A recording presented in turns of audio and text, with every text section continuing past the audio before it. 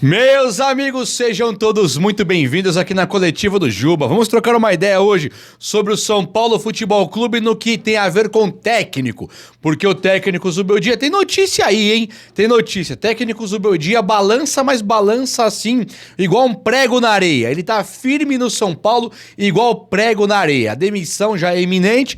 A demissão já é certa, basta o São Paulo oficializar. O cara não conseguiu de maneira nenhuma entregar nada. Eu quero falar um pouquinho sobre isso também, porque pedir a demissão de um cara não é simples assim, demite e pronto. Não é assim não. E então o Zubeldia, ele é totalmente responsável, mas 100% responsável pela situação que ele passa no São Paulo. E aí nomes que surgiram agora, eu quero falar com você sobre o Fernando Diniz e também sobre o Tite, para depois entrar na questão Luxemburgo e Crespo. Pois é Diniz e Tite mesmo, que agora tem coisa muito avançada, e é muito avançada mesmo, para já fechar com o técnico correto, que o São Paulo vai fechar, já deve estar tudo certo, e teve jornalista que deu um sinalzinho também aí, cara bem influente lá de dentro. Vamos lá então?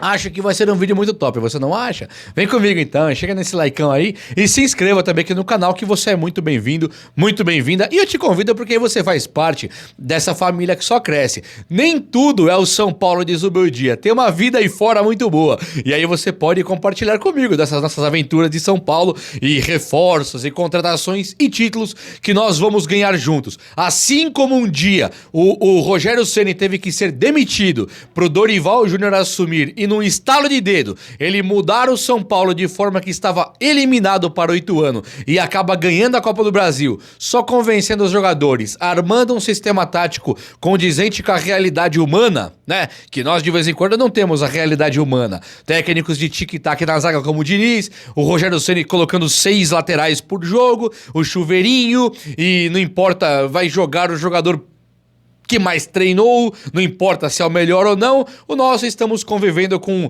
uma situação patética do São Paulo Futebol Clube, que já mostrou com o Dorival que é só colocar um técnico lá que ele consegue ganhar. Ele consegue voltar a ser campeão da Copa do Brasil, por exemplo, né? Ou o próprio Hernan Crespo, que ganhou o Paulista, que é um nome muito maior no cenário mundial do futebol.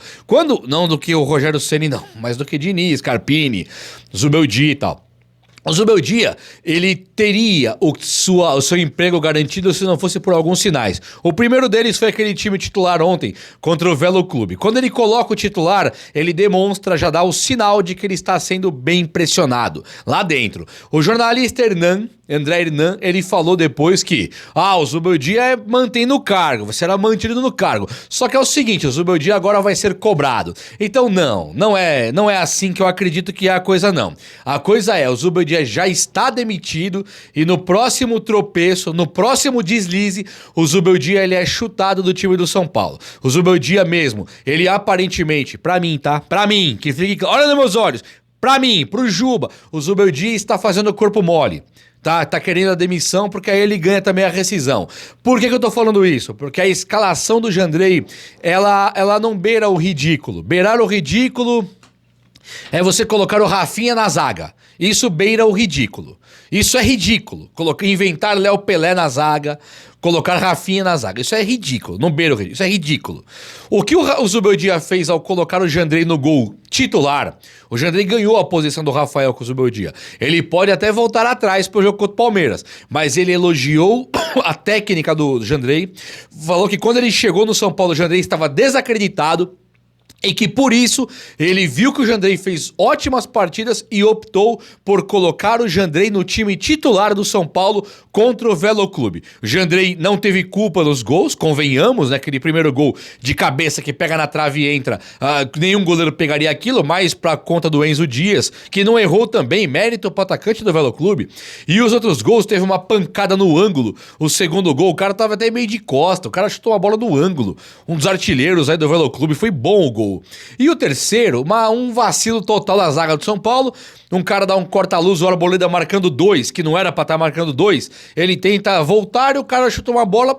O Jandrei poderia ser um goleirão e pegar aquela bola? Sim. Mas vindo do Jandrei, olhando pra cara do Jandrei, nem esperava nada. Agora um frango, uma falha, não acredito. Isso atrapalha ainda mais a análise. A análise, ela piora quando você não consegue culpar o Jandrei por essa partida, onde o São Paulo toma 3 gols do Velo Clube, titularzaço, São Paulo. Né? Porque você fala, pô, culpa do Jandrei, é só trocar o Jandrei contra o Palmeiras e vamos ganhar do Palmeiras. Trocou o Jandrei e já era. Isso não é verdade. A coisa não anda pra esse lado. Trocar o Jandrei não muda nada se ele não falhou nos gols contra o Velo Clube. Percebe o tamanho da responsabilidade, da falta do sistema tático, da falta da evolução de coletivo do time do São Paulo, treinado pelo Zubeldia? O São Paulo teve Alisson e Pablo Maia hoje, que se você olhar pro time do Dorival, eles foram jogadores assim de suma importância. Eram nosso Pintado e Cerezo, era o nosso Mineiro e Josué, era o David e Sidorf, eram a dupla de volante de seleção brasileira do momento, Alisson e Pablo Maia. Agora, se você pegar os dois e colocar no banco, não tá certo, mas não está errado. Luciano e Caleri, que são... o Luciano melhorou demais quando o Oscar chegou e ele teve que obrigatoriamente ir pro ataque. Não é a mão do Zubeldia que coloca o Luciano no ataque, é a chegada do Oscar. Mas o Oscar já vai piorar no São Paulo. O Lucas já piorou um pouquinho. O Zubeldia não tá conseguindo piorar o Lucas, né? O que ele tenta, o que ele faz pra piorar, ele consegue. Ele coloca na ponta direita. É o máximo que ele consegue. Dito isso, o Lucas ainda vai bem. Agora, Caleri piorou, assim, visivelmente. O Wellington, Rafinha, Igor Vinícius, todos os caras vão piorando, né? Arboleda, Rafael, Alan Franco, Eric, todo mundo piora com o Zubeldia. Então, sendo assim, não adianta trocar agora o Jandrei pelo Rafael e falar, vou pegar o Palmeiras. Pode ganhar do Palmeiras, óbvio, como ganhamos do Corinthians, mas a verdade é que nós temos um problema. Em não ganhar do Red Bull com um jogador a mais e perder pro Red Bull, em empatar com a Inter de Limeira, lanterna do torneio, com um jogador a mais, e empatar em 3-3 com o Velo Clube, com o time completo. Aí não tínhamos um jogador expulso, mas também merecíamos perder o jogo. Merecíamos perder o jogo pro Velo Clube. A Arboleda salvou bola em cima da linha. Vários lances que o Velo Clube merecia até fazer outro gol. Mostra que o time do Zubeldia acabou. Pode ganhar um jogo ou outro, mas a verdade é que o time acabou. E aí, teve já o André Hernan falando dessa pressão. O André Plihal, lá da ESPN, ele falou assim, ó, beleza, tudo bem, não tem muito o que fazer, vai cair. Mas a substituição, não esperem muito da troca, da substituição, do novo técnico do São Paulo. Eu até imagino de quem que ele esteja falando já.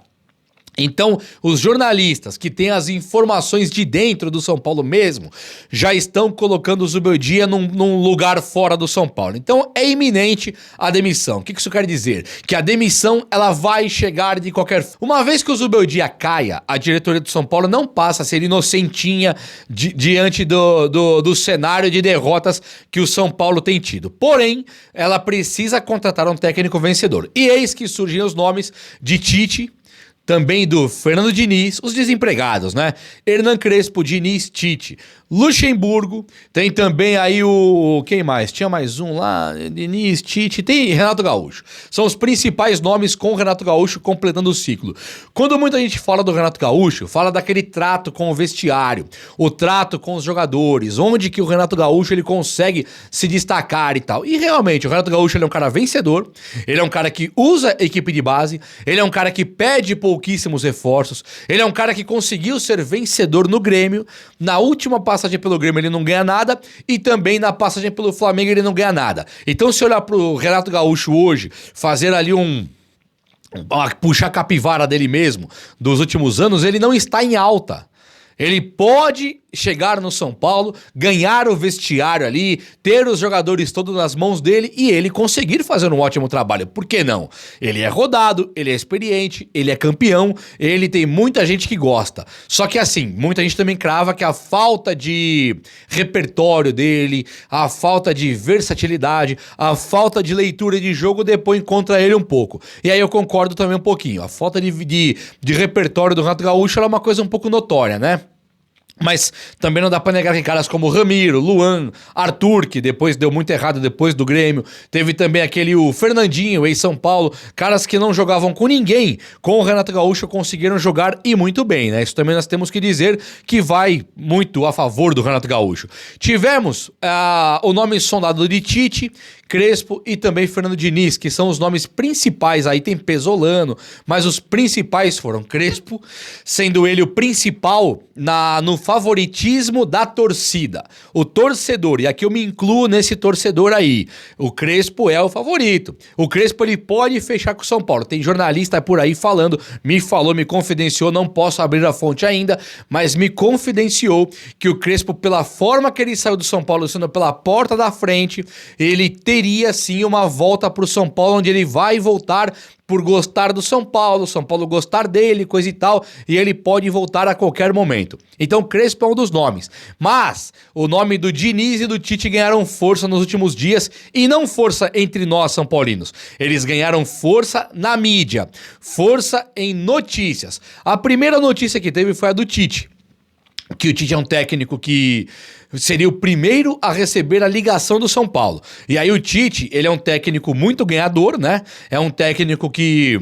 Não vou nem falar do lado político, que eu sei que muita gente aqui não gosta, também não me interessa o lado político, não vou entrar nessa, não me cobrem, eu falo de futebol, não tem política. O Tite, falando de futebol, ele fez um bom trabalho na seleção brasileira, é inegável, né? Ele fez um excelente trabalho no Corinthians, é inegável. Não dá pra discutir o trabalho do Tite no Corinthians, inclusive ele é um grande ídolo. E tem frentes por aí, retrucando os são paulinos que falam assim, ó, você gostaria, por exemplo, de ter o Renato Gaúcho no São Paulo? Ele é ídolo do Grêmio. Tá, e ter o Abel Ferreira no São Paulo? Ora, ele é ídolo do Palmeiras. Se você gostaria de ter o Abel Ferreira no São Paulo, por que você não gostaria de ter o Tite no São Paulo, se ambos são ídolos dos nossos rivais? Então o Tite, ficando numa mesma prateleira de rivalidade do Abel Ferreira, se você gostaria de ter o Abel Ferreira, você poderia gostar de ter o Tite. São frentes de discussão que justificam o Tite no São Paulo. O Muricy Ramalho declara abertamente que ele gosta assim do Tite, não falou agora com o Zubeldia capengando no cargo, mas o Muricy Ramalho e o Tite, eles têm assim, uma relação muito amistosa, muito de respeito, muito próxima. Então ter o Tite no São Paulo, eu não duvido nada. O Muricy foi também um dos caras que ligou ali pro Zubeldia no começo, antes do Carpini vir. Então se o Muricy tem esse poder de ligar pro Zubeldia, o Muricy pode também ter esse poder de ligar para o Tite e trazer o Tite pra cá. Tem gente falando por aí que o Tite teria recebido uma ligação do São Paulo só no campo da sondagem, nada certo, e que o Tite teria dito, abre aspas aí, eu não quero voltar não, estou esperando uma proposta da Europa. Eu duvido. Eu, Juba, duvido plenamente. Primeiro que não tem time da Europa aí se matando pra ter o Tite, né? Ele ficou depois do Flamengo, tá desempregado, e ninguém, o telefone não tocou, ele tá desempregado. E também duvido muito que o São Paulo tenha feito assim uma ligação aberta com o Tite, e tem gente sabendo de uma sondagem, mas não é notícia ainda. Quando o São Paulo ligar pro Tite, todo mundo vai ficar sabendo, até porque o Zubeldia deverá estar demitido já. Se o São Paulo nos bastidores corre já para trazer um técnico, eu não duvido nada, mas o Tite deve ser esse nome aí. O que apareceu do Fernando Diniz? O Diniz, ele foi acho que foi no Charla Podcast, e lá ele deu uma entrevista falando do que ele fez com Gabriel Sara. Era muito famoso o caso do Brenner, né, que ele recuperou o Brenner, fez o Brenner ser um baita artilheiro, e também ficou famoso o caso do Igor Gomes, onde o Diniz, ele discute publicamente com o empresário do Igor Gomes, o Wagner Ribeiro, e ele fala, eu dou mais amor pro Igor Gomes do que você. O Diniz, ele bate no peito e fala, se eu tenho uma maneira de tratar o Igor Gomes, é com amor. E aí agora ele deu uma declaração que o Gabriel Sara, que tá voando, hein? Esse moleque tá voando na Turquia agora, né? Voou na Inglaterra, agora está voando na Turquia. E o Diniz, ele teria visto o Gabriel Sara querendo desistir da carreira. Eu não vi direito como que foi a história inteira, vi só lances que eu posso falar aqui agora. O Gabriel Sara tava querendo jogar tudo pela janela, desistir de tudo, pressão, reclamações, vai o caramba. E o Diniz chegou no Gabriel Sara e falou, vem cá, bacana, senta aqui na minha cadeira aqui da minha mesa. Sentaram juntos, e quando o Gabriel Sara sai dessa reuniãozinha, o Gabriel Sara sai feliz da vida, e é o que tá voando hoje por aí. que o Diniz ele conseguiu, com as palavras, convencer o Gabriel Sara que a vida era assim mesmo, e ele mudou a chavinha mental no Gabriel Sara, de forma que o Sara conseguiu dar a volta por cima na carreira. Então, se nós temos hoje a necessidade de usar a equipe de base, o Diniz poderia ser esse cara. Se nós temos a necessidade de ter a equipe de base tratada com carinho, o Diniz poderia ser esse cara, com dignidade, com disciplina, porém também com muito amor e companheirismo, fidelidade, sem traição, sabe? O Diniz, ele é o cara pra fazer isso. O que vai contra o Diniz? Primeiro que aquele tic-tac na zaga nunca levou time nenhum a nada. O Diniz ele passou anos e anos na carreira, tendo uma parte teórica exemplar, mas a parte teórica, prática, a parte prática do Diniz, na prática, ele era o técnico do tic-tac na zaga, que não tem contra-ataque nunca, porque a bola fica muito lenta lá atrás, indo de pé em pé, até que, jogando com zagueiros que não são bons como os meias e como os atacantes, até que entrega a bola, perde, toma o gol e a teoria foi linda e a prática foi horrorosa. Então o Diniz ele conviveu muitos anos com isso, até que ele conseguiu ser campeão da Libertadores no Fluminense. Se você for um chato igual a mim, eu sou chato. Eu lembro que o Ener Valencia do Inter perdeu gols feitos contra o Fluminense e o Fluminense poderia até perder aquela Libertadores. Mas vamos ser legais, eu e você, o Diniz ganhou a Libertadores e ninguém vai tirar isso dele. Quando perde, o Diniz, o tic-tac, quando ganha, foi o Inter. Não vou pra esse lado. Diniz mereceu a Libertadores e hoje, que não, depois foi demitido no Fluminense, demitido na Seleção Brasileira, demitido no Cruzeiro, ele acaba não fazendo um belo papel. Mas ele também conseguiu tudo que o Zubeldia conseguiu, que foi classificar o São Paulo pra Libertadores. O Diniz classificou, Diego Aguirre classificou, todo mundo consegue ficar em sexto, sétimo, oitavo, isso é fácil.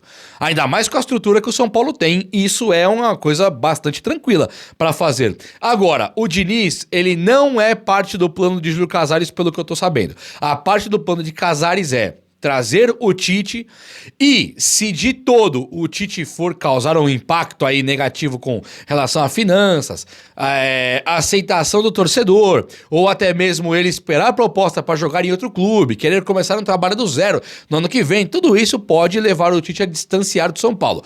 Aí, um dos grandes nomes que tem para vir é o do Hernan Crespo, e esse sim, eu acho que ele leva o torcedor são paulino, não na totalidade, mas uma grande maioria, a querer acreditar no Crespo. Porque o Crespo, quando ele passou pelo São Paulo, o trabalho não foi magnífico. Só que o time que o São Paulo tem hoje é 1000 vezes melhor do que o time que o Crespo tinha na oportunidade.